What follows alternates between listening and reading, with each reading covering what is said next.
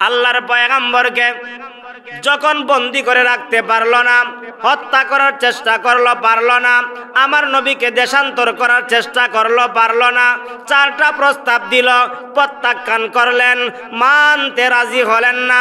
এবার নবীজিকে গালি দিতে আরম্ভ করলো। মোহাম্মদকে গালি দেয়, মোহাম্মদকে গালি দেয়, আমার নবীকে পাগল বলে গালি দেয়। আল্লাহ তাআলা তার জবাব দিয়ে দেয়। আমার নবীকে জাদুকর বলে গালি দেয়, আমার আল্লাহ তাআলা জবাব দিয়ে দেয়। আমার আল্লাহ প্রত্যেকটা গালির জবাব দিয়ে দেয়। এর মধ্যে একটা গালি হলো আমার তেলাওয়াতকৃত সূরা কাউসারের মধ্যে আল্লাহ জানায় দিলেন, গালি দিতে দিতে এক পর্যায়ে আমার নবীকে, নির্দোষ নবীকে, আমার নবী মুহাম্মদ সাল্লাল্লাহু আলাইহি ওয়াসাল্লামকে নির্বংশ 8 কুরা বলে গালি দেয়। জোরে কই নাউজুবিল্লাহ। হয় না, বেটার দোষ নাই, বেটারে এমনিই ত্রুটি বার করার চেষ্টা করে। আর আল্লাহর নবীর কোনো দোষ নাই, কোনো ত্রুটি নাই, ওই নবীরে নির্বংশ বলে 8 কুরা বলে গালি দেয়। কেন গালি দেয়? হয় যদি এখন থেকে এমনি গালি না দেই, 2 দিন পরে দেখবাই মাথার উপরে উঠে আরো নাচবো, আমাদের বিরুদ্ধে আরো বেশি কথা বলবো। এই জন্য নির্দোষ মানুষে গালি দিয়া তার মুখ বন্ধ করার চেষ্টা করে। কথাটা বুঝাইতাম পারছি কিনা জানি না। একজন মানুষের কোনো দোষ নাই, ঘর থেকে বের হয়ে মসজিদে যায়, আবার মসজিদ থেকে ঘরে আসে, কোনো মসজিদের কোনো ওই সমালোচনা নাই, ইমাম সাহেবেরও কোনো সমালোচনা নাই, এলাকার কোনো মানুষের সমালোচনা নাই। বেটাই মসজিদও যায় আর মসজিদ থেকে বাড়ি আয়, আর কোনো কাম নাই। এমন কিছু আল্লাহওয়ালা মানুষ আছে না? আছে। আইতাছে আর যাইতাছে, মসজিদে নামাজ পড়তাছে, নামাজের সময় শেষ, বেটা আইতাছে। উদাহরণ দিতেছি, ওই বেটারে কিছু মানুষে বাজার বইয়া হয়, দেখবে সেমার মতো না আয় আর যায়, এমনি একটা কথার কথা হয়নি না, হয় না, হয়। আর একজনের জিজ্ঞাসা, তুমি তো বেটারে কইলাই বেটা সেমার মতো আয় আর যায়, হয় বেটা দেখস না কিছু মাথে না, মাতলেও তো সমস্যা, মাতলেও সমস্যা। 2 জনের সাথে বৈশা কথা বললে ওইখানে সুগুলগুড়ি হতে পারে। এজন্য বেটার সমস্ত জিনিস থেকে বাইসা মসজিদে যায় আর আয়, এর মধ্যেই বেটার সীমাবদ্ধ। তারপরেও বেটার সেমা বইলা গাইলেই গীতার লাগি দোষ নাই, এমনিতেই গালি দিয়া একটু তার জ্বালাটা বাড়াইতো। আল্লাহর পয়গম্বরকে এরকম ভাবে গালি দিতে আরম্ভ করলো, জাদুকর বলে। আমার আল্লাহ জবাব দিয়ে দিলেন, নবীজি কোনো কথা বললেন না। আমার নবীকে এরকম ভাবে পাগল বলে গালি দিল, আমার আল্লাহ জবাব দিয়ে দিলেন, নবীজি কোনো কথা বললেন না।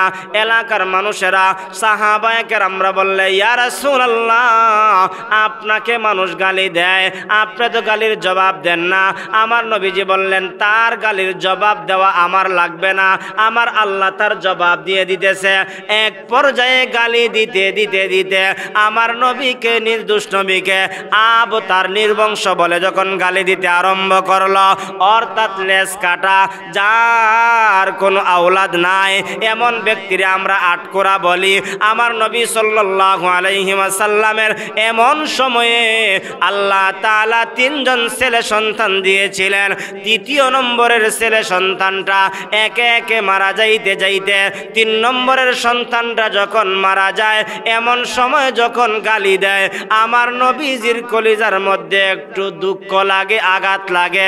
যার সন্তান মারা যায় তার কলিজায় আঘাত লাগা সেটাই স্বাভাবিক। আল্লাহর পয়গম্বর মুহাম্মদুর রাসূলুল্লাহ সাল্লাল্লাহু আলাইহি ওয়াসাল্লাম বলেন, আমাকে বিভিন্ন দিক দিয়া গালি দিয়েছে, আমি কোনো গালির জবাব দেই না। আমাকে আমার আল্লাহ 3টা সন্তান দান করলেন, কাসিম, তাহির, ইব্রাহিম। এই একে একে 3 জন সন্তান যখন চলে গেল, তারা আমাকে নির্বংশ বলে গালি দিতে আরম্ভ করলো। আমাদের সমাজের মধ্যে যার ছেলেও নাই, যার মেয়েও নাই, তারে আমরা 8 কুরা কই। আমার নবীকে আল্লাহ ছেলেও দিলেন, মেয়েও দিলেন, যার ছেলে আছে মেয়ে আছে সে আটকোরা হতে পারে?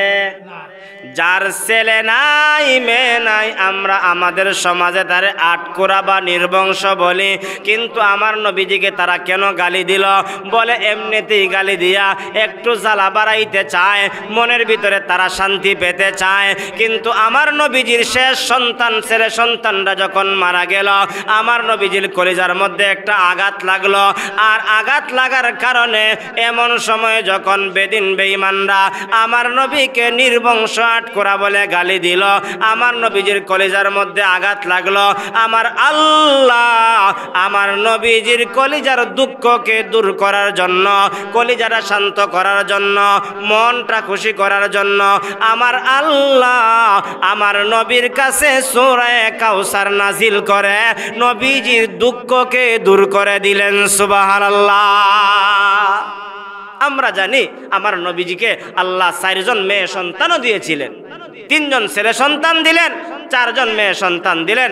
আমরা জানি হযরতে রুকাইয়া মেয়েদের মধ্যে হযরতে উম্মে কুলসুম, হযরতে জয়নব, হযরতে ফাতিমা, আল্লাহ 4 জন মেয়ে সন্তান আমার নবীকে দান করলেন। ছেলে সন্তানও যার আছে মেয়ে সন্তানও যার আছে তাকে গালি দেয়, তার মানে হলো নাচতে না পারলে উঠান তেরা। আমরা গ্রামের ভাষায় একটা কথা বলে, যার সাথে আমরা পারি না এমনিই তার দুষ্টুরি ধরার জন্য আমরা হই গীতা, ওই বেটা তোর উঠান তেরা, তোর উঠানো তো আটা যায় না। আসলে তার ফাউদে তেরা এটা সে হয় না, তার ফাউজে তেরা এটা হয় না, হয় কিতা ও বেটা তোর উঠান তেরা, কেউ উঠান তেরা থাকে না, তার ফাউ তেরা থাকার কারণে এই অবস্থা। আমার নবীরকে নির্বংশ বলে গালি দিয়েছে, আমার নবী নির্বংশ নয়, আসলে যে গালি দিয়েছে সেই নির্বংশ, এর মধ্যে কোনো সন্দেহ নাই। এক পর্যায়ে আমার নবীকে যখন গালি দিল, আমার নবীজিকে সান্ত্বনা দেওয়ার জন্য আমার আল্লাহ তাআলা সূরা কাউসার নাজিল করলেন। আমার নবী সাল্লাল্লাহু আলাইহি ওয়াসাল্লামের কাছে সূরা কাউসার কিভাবে নাজিল হলো?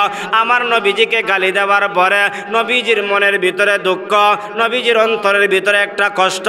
আমার নবীজি কষ্ট নিয়া সাহাবায়ে কেরামদের সামনে বসা আছেন। এমন সময়ে আমার আল্লাহ পাক রব্বুল আলামিন আমার নবীর কাছে জিবরিল আমিনকে পাঠিয়ে দিলেন। জিবরিল আমিন আয়েশা বললেন, ইয়া রাসূলুল্লাহ, ইয়া হাবিবাল্লাহ, আল্লাহ তাআলা আপনাকে সালাম দিয়েছেন। এরপরে নবীজি সাল্লাল্লাহু আলাইহি ওয়াসাল্লামের সামনে, আল্লাহর নবীর সামনে হযরতে জিবরিল আমিন আয়েশা বললেন, বিসমিল্লাহির রহমানির রহিম, ইন্না আ'তাইনাকাল কাউসার ফাসাল্লি লিরাব্বিকা ওয়ানহার, ইন্না শানিআকা হুয়াল আবতার। এই সূরা যখন জিবরিল আমিন নাজিল করে দিলেন, আমার নবীজি মুস্কি হাসি দিলেন। সাহাবায়ে কেরাম সামনে বসা নবীজিকে জিজ্ঞাসা করেন, ইয়া রাসূলুল্লাহ,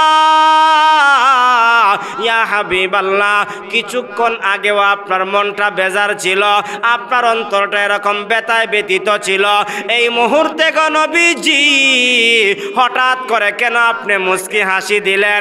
আমার নবীজি বললেন, সাহাবীরা শোনো, আমি যখন তোমাদের সামনে বসা এমন সময় আমার আল্লাহ আমার দুঃখকে দূর করার জন্য, আমার মনটাকে খুশি করার জন্য, আমার ব্যথা দূর করার জন্য আমার আল্লাহ জিবরিল আমিনের মাধ্যমে এমন একখানা সূরা নাজিল করে দিয়েছেন।